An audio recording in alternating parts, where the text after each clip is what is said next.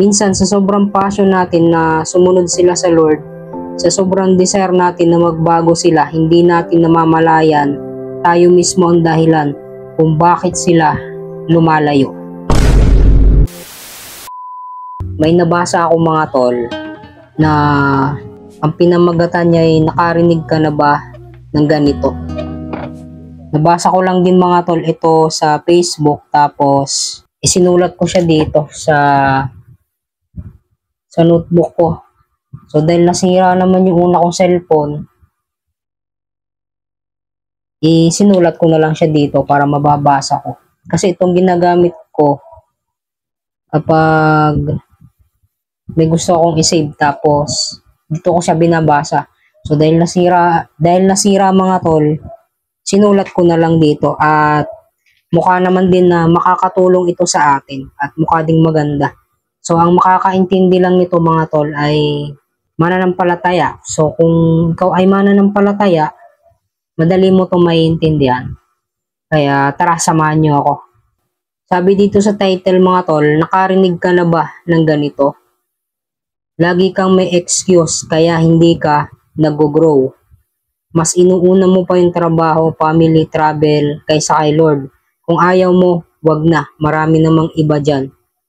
Ang tagal mo ng Christian, ganyan ka pa rin. So, ibig sabihin mga tol ng Christian, ito yung tinatawag na Kristiyano. So, ang tawag sa English ay Christian. Tuloy natin. Let's be real. Nautal ako mga tol. Let's be real leaders. Maraming nasasaktan, maraming nadi-discourage. Some stop serving, some transferred to another leader, some left the church, and worse, some left the Lord dahil nasaktan, na trauma, napagod. And say this with all humility. As a leader, I am guilty too, sabi dito. Minsan sa sobrang passion natin na sumunod sila sa Lord, sa sobrang desire natin na magbago sila, hindi natin namamalayan, tayo mismo ang dahilan kung bakit sila lumalayo. Sabi dito, and the Lord warned me. Matthew 18:6. If anyone causes one of these little ones, those who believe in me, to stumble, it would be better for them to have a large millstone hung around their neck and to be drowned in the depth of the sea. Minsan gusto natin instant result. Gusto natin magbago agad yung disciple. Pero ang totoo, hindi natin rule ang magbago ng tao. Sabi dito, rule natin ituro si Jesus. Rule natin ipanalangin sila. Rule natin mahalin, alagaan, gabayan. But the rule to transform, that's God's. Okay, but the rule to transform, that's God's. Leader, learn to surrender them to the Lord. Hindi lahat kaya mong kontrolin. Yes, correct them. Yes, rebuke if needed. Yes, guide them. Pero huwag mong akuin ang rule ni Lord. Stop acting like God. You are not their Savior. Jesus is. No leader is perfect, but every leader can grow. We're all learning.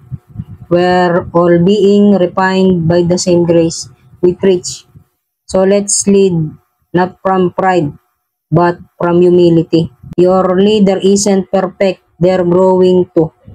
Extend grace, forgive, speak with humility, stay faithful to Jesus even when people fail. To the leaders, you don't need to be a perfect leader but be a Christ-like one.